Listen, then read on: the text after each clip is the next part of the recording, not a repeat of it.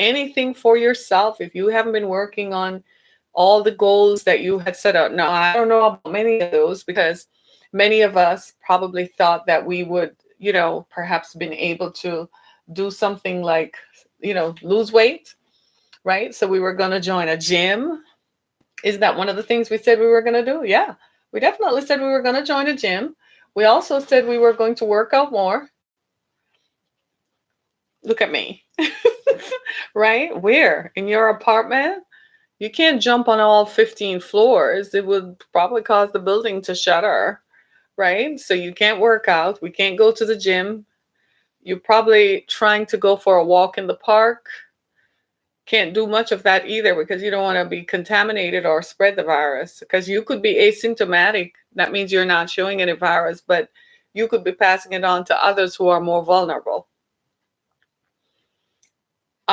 So what do you do? What do you do in all this time? Well, it's time for us to go get tech savvy, perhaps learn a new language, perhaps learn something new, right? Or perhaps set up video conferencing for a senior citizens home, which is what we're going to talk about today. The digital divide that older Americans are facing. So baby boomers, folks over 65, folks who are over 65 and older who are facing a digital divide. These are folks who grew up in an analog era and for whom communicating was face to face, right? You ever talk to your grandma on the phone and she's like, oh, baby, come and see me face to face. And you're like, grandma, I'm in right now, or I'm in Seattle, right? And you're like, grandma, I'll FaceTime you. Well, what is that? It's on your iPhone. You have an iPhone. I'll show you how to do an iPhone, right? So older Americans over 65 in the age of coronavirus, in an age when all of their activities are centered around meeting in person, their book clubs, going for a walk, playing bingo together. All those are activities that are centered around meeting in person. These folks have to stay home. How are they coping with being isolated? Because that's what it comes down to. So this is sort of like a mental health purview, if you will, how older Americans are coping with the coronavirus. I know it's hitting all of us because finally, if you had to make a grocery run yesterday, Sunday, Saturday, or today, you found out that the streets are empty. You found out that there are so many, that it's just wild out there. I mean, it's just so eerily quiet. We never knew that this could happen. But and yet here we are. So now that we're all sitting back, we have time to think, time to focus. And so we're paying more attention to our parents and our grandparents. In my case, it would be my parents. In your case, it might be your grandparents. And we're paying more attention to our parents and our grandparents, the ways in which they are communicating. I read a story on the New York Times about this and how older Americans are coping with the digital divide. And it seems to me that a lot of them are kind of out of the loop, that they're relying on family members or perhaps neighbors who are more familiar with tech and so are able to help them set up. So the only way they can communicate is through technology because nowadays you can't visit with them because they're more at risk. It just so happens that folks over 65 are the folks most at risk for this terrible virus that is taking over our society. So folks are literally trying to communicate whichever way. One of the best ways, of course, a lot of people are using Zoom. I don't know how many servers they have because everybody's on Zoom nowadays. Everybody's having a birthday party through Zoom or a graduation party, which are going to take place in a month or so. It's a shame, right? But everybody is using Zoom. Zoom is one of those apps that most people are using. There are a myriad of other apps. I personally like FaceTime if you're a video conferencing through Skype, right? The stuff that we used to use for work. Notice I said used to use. I don't want to use that term. The stuff that we used to use for work, that is what we are using now to communicate with our older relatives. And it's interesting because these folks grew up in a that was quite revolutionary, but then cell phones became smartphones, and that's where the adaptability started to leave because now you have apps. Most older Americans are not terribly familiar with apps as you and I probably are. We don't have a choice. This is how we communicate today. But for most Americans, that is not their reality. So how are they communicating? Right? There are smart TVs. Most of them don't have smart TVs because smart TVs come with apps and so on. You can touch the screen, blah blah blah, and get what you want and so on. I personally love that. I just love. There are some parts of technology that are just a winner for me. So, in this age, then, it makes you wonder, how are older Americans coping with being isolated? They can't travel, and they definitely can't even communicate with their friends whom they're accustomed to communicating with. As you know by now, most senior citizens' homes are shut down. So, the only folks that they're able to communicate with are the staff. So the staff have had to become tech savvy, setting up laptops and so on. And most Americans are older Americans are perhaps challenged with memory. So remembering a password to their iCloud account is like, what's up? One of my friends, she's old, she's at that stage, she's beyond 65, she's a boomer. And you could, when she texts you back, she has an iPhone, but when she texts you back, it's always in green. So I'm like, what? Why is it always in green? Like, why isn't it in blue? And I said, you're not connected to Wi-Fi, are you? And she's like, Wi-Fi. I said, yeah. And she's like, I can't be bothered with all of that. And I'm like, but it makes it easier to communicate. Connect to your. She doesn't even have her iCloud account connected. Her son had to do that for her because she said she just couldn't be bothered. And I'm like, you're a smart lady. I mean, you're going to need it in the future because apps are the ways in which we communicate. Okay. Right? So they face this barrier that perhaps is societal imposed, but it's also this barrier is also there because it is part of it is what it is, right? And to be fair, this was not caused by them. We're growing as a nation, all of us worldwide, we're all growing. So this is not a unique problem in America only. It's happening wherever folks are in the world, right? People everywhere in the world, because now the apps we use to communicate and so on, they don't have. A lot of folks can also use WhatsApp as an alternative to make phone calls with relatives who might be in other spaces, right? Video calls. I don't know how they do it on an Android device. I don't know what kind of technology they use. I'm not familiar with it. I don't know. But I think that we are at that stage where we are seeing the divide. Now, older Americans are not working, so they're lucky, kind of, because then they don't have to contend with the complete overload because we're all logged in at the same time. Last week, my daughter's Microsoft Word crashed. Of course, it's an electronic version now. You just download it to your computer. It's not something you put in your hard drive anymore and run tape or something. So now it's electronic, and hers just crashed. Like she couldn't get anything done for an entire 24-hour period. And I said, you might not be alone in this. A lot of people are logged on trying to, working from home, and the systems are just not built for it. The home electronic systems and the home Comcast, cable provider internet systems are not just built for it, right? So I made some notes about what kind of challenges face older Americans who are over 65. Well, they're isolated because they can't communicate with their friends whom they're accustomed to communicating with. They grew up in an analog era and they're unfamiliar with apps, right? They're older than 65. They're most at risk for contracting the virus, so they have to be isolated. They can't stay in touch with family and friends except through electronic means, right? And to stave off loneliness and to stay positive, which is why we all want to communicate, right? I want to focus on that one for just a second. To stave off loneliness and to stay positive. Even for older Americans over 65 who perhaps want a faith based message as they're accustomed to going into a house of worship, whatever that house of worship is, whether it's a mosque, a temple, or a church, they simply are not able to do that anymore. And they don't know how to stream telling them how to stream. They're like, what is stream? You mean like going down in the stream, going down to the river? They're not familiar with the application of that word being confined now primarily to technology.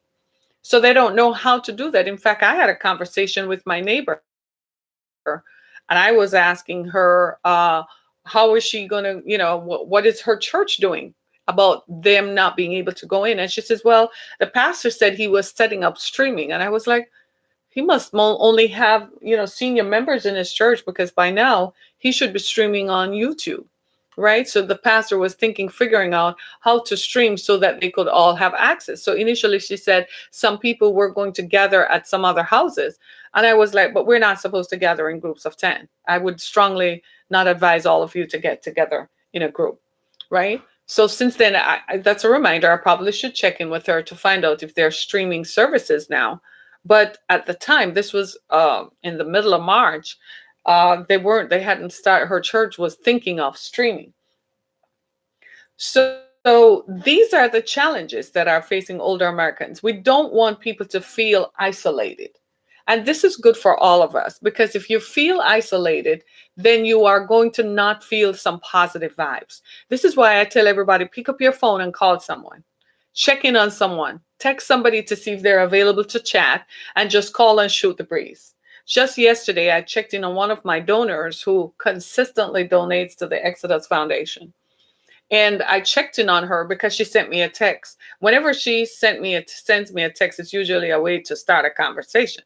But this time, it was she who needed encouragement.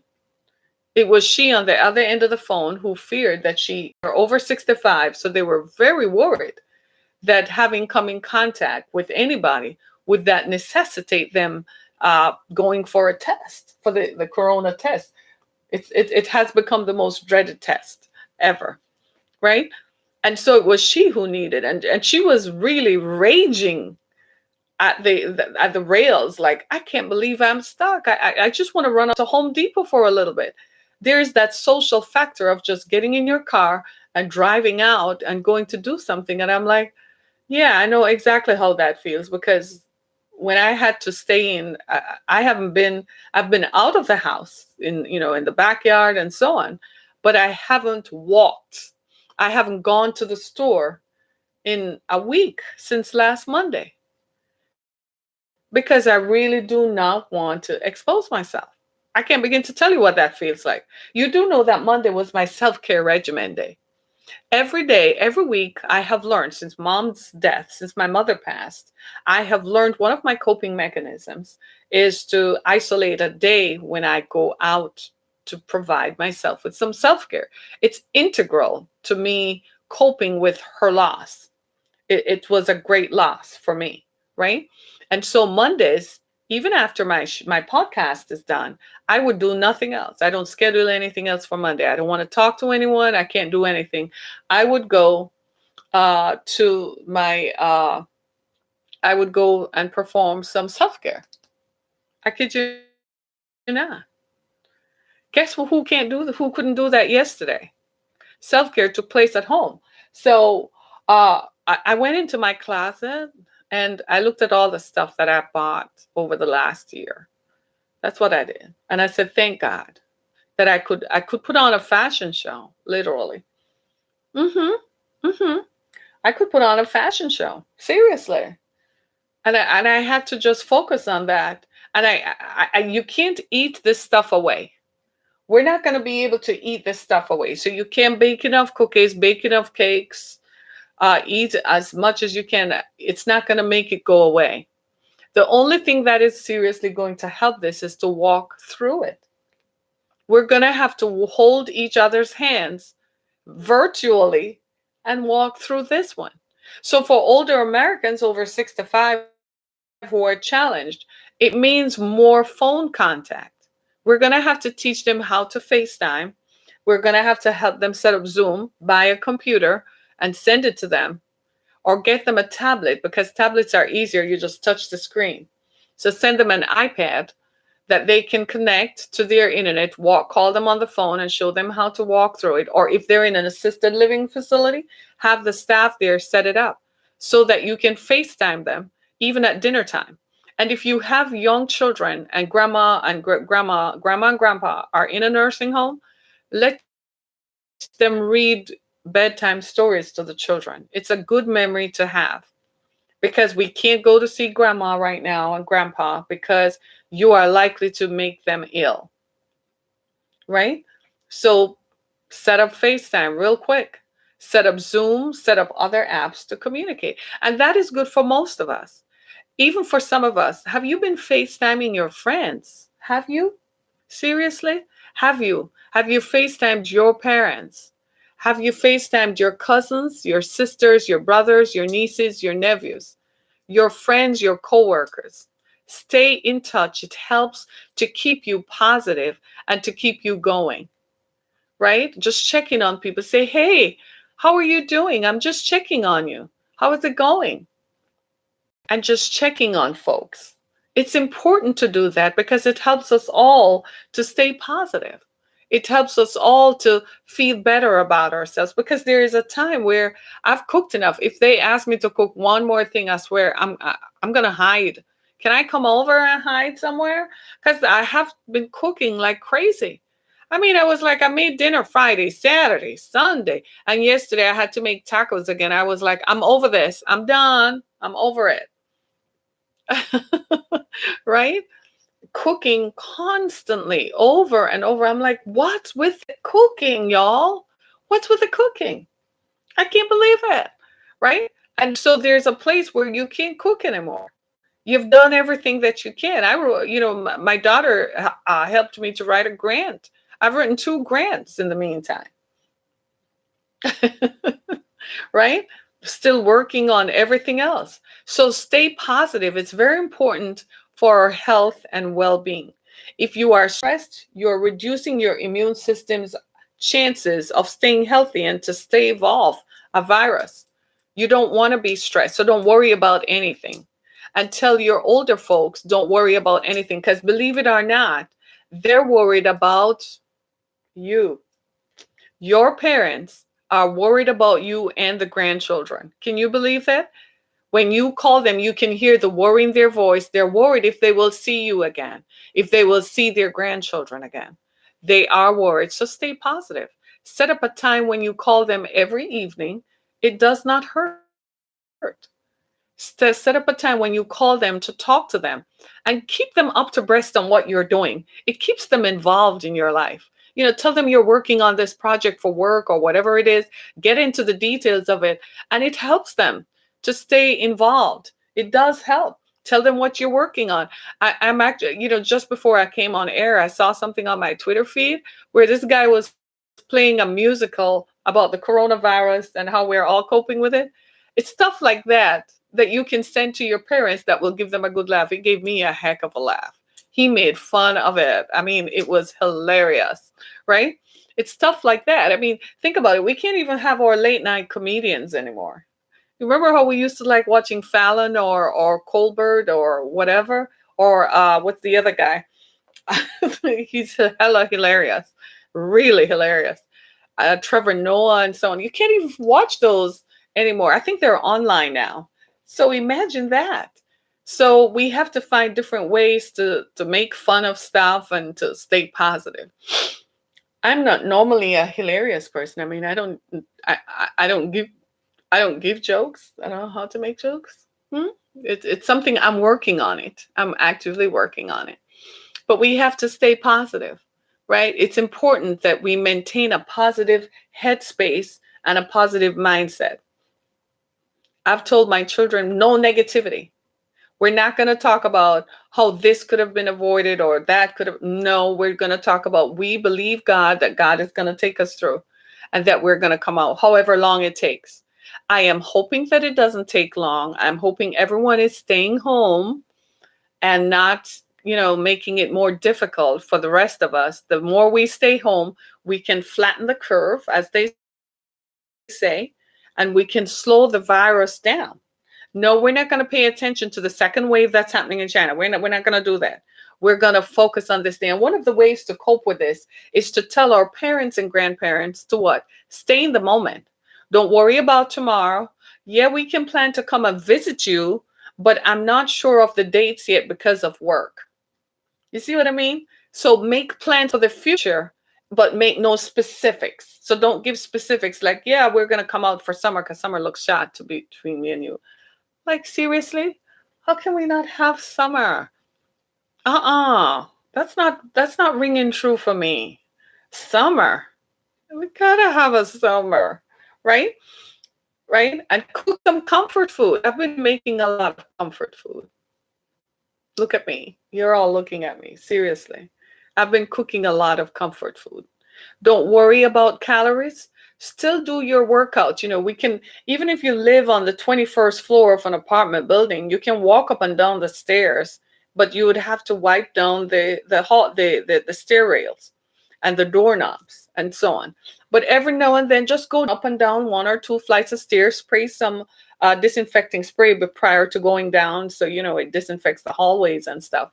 If you live in an apartment building, spray disinfecting spray at nights in the hallways, right? So that at least whatever comes through, it will kill it. Spray it in the hallways at nights and so on. If everybody is doing that, then I think we'll all be fine.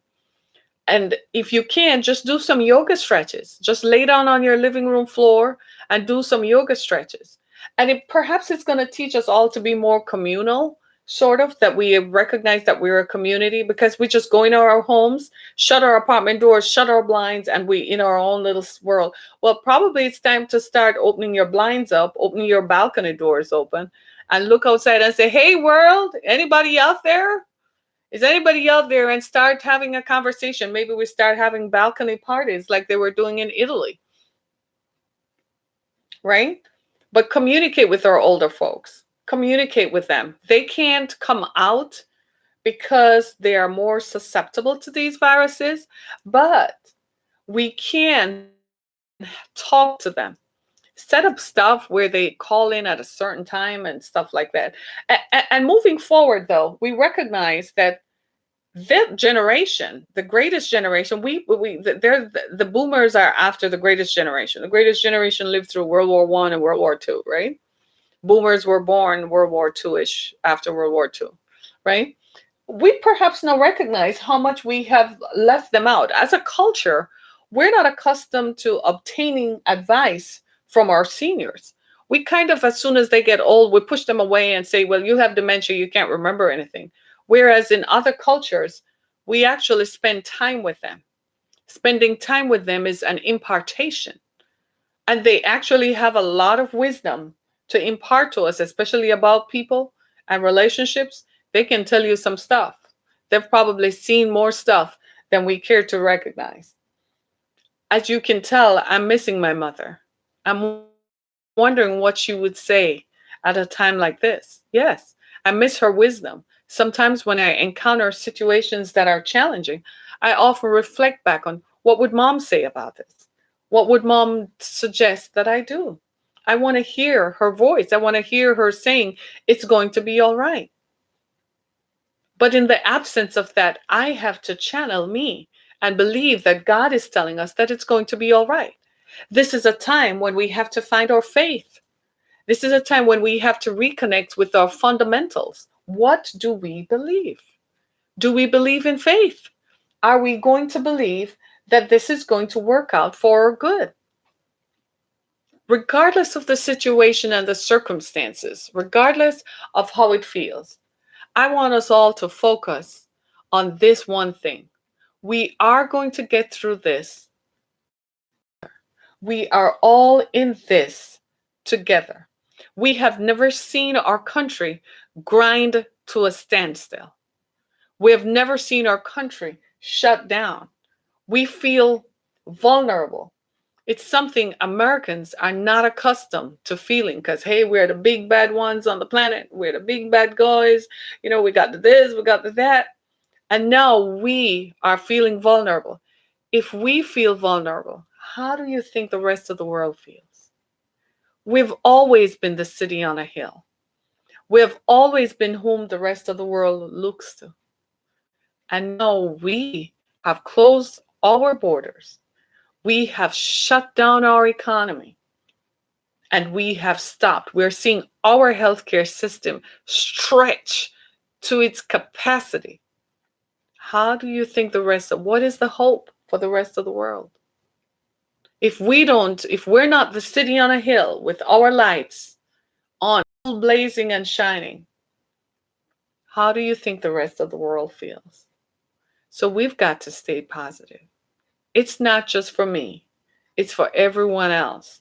I have to stay positive for my children and you, my audience. I have to stay positive. I have to believe that we are going to get on the other side of this. Might take some time. There will be some loss. It's going to cost us something, but we are going to get out of this. And we're going to get on the other side. And when we get out on the other side of this, we're never going to be in this space again. I promise you. We're going to make sure that we learn all the lessons.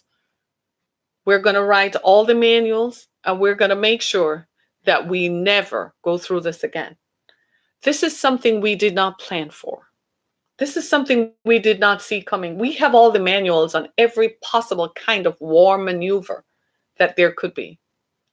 This one we did not see coming. But now that we have seen it, trust me, we've learned the lesson and we're going to make sure. So for you, my older Americans, my seniors, my parents and grandparents' generation, I say to you all, we love you. We're grateful you're here. You provide a connection to the past that is invaluable, especially at this time when everything is so tenuous. You remind us that there is a past and that we are the future. I look at my children, and to me, they are the future. I look at them and I want to make sure that during this time they take all the lessons so that when they have possible conflicts in their future, that they will face. Now look at this. Check this out. The generation 65 and older are here, some of whom are still here. There is the generation after 9/11. My youngest daughter was born 9 months after 9/11. Don't ask any questions about, you know, life. Okay, right? And her generation cannot graduate high school. They won't be able to walk across the stage. Her generation. These children were born. As a nation, we were facing the traumatic after effects of 9/11. And yet here they are. They have come up. So they're asking, why me? And I said, because you're going to be the greatest generation. You are going to find answers to these issues because you're born in one and you graduate in one. Another life achievement moment. Think about it. There is much that we have to share. We're rich. The tapestry of our lives, that interconnectedness of the generation of 65 and older and the generation after 9/11, the 2020 graduating high school class are children born after 9/11. While we as a nation were still hurting, there's a lot to learn. We have a lot to share. Call your grandma. Pick up the phone. If you're a millennial, pick up the phone. Call your parents and grandparents. Check in with them. Tell them I can't come and see you, but I love you more than anything. One of my Facebook friends posted a picture over the weekend that broke my heart. He went to visit his parents in another town, in Lansing, and he lives in Detroit. And he showed a picture of his dad. He said he brought them all the supplies they needed so they don't have gloves on, and he was leaving everything. And he said it broke him because for the first time in his life, he could not hug his parents. He could not kiss them, but all he could do was tell them he loved them. And he said, I love them so much. I'm not going near them because I want them to still be here. And his dad was just standing there and waving. It broke me. Right? So I just want us all to know that I love you and we love one another. And I'm going to say this blessing over all of us. It doesn't matter today if you're Christian, Jew, or Muslim. It doesn't matter. We are all one people. The songwriter says it like this: blessed be the tie that binds our hearts, is like to that. Blessed be the tie that binds our hearts together. I pray for all of us. I pray peace and love, and may the God of light shine on our hearts forever. This too will pass. My name is Harriet Kamek. This has been Down to Earth. Go to my website, harrietkamek.com, as well as the ExodusFoundation.com, where you'll find more resources on how we help victims of human trafficking. Stay focused, everybody. We're going to get through this.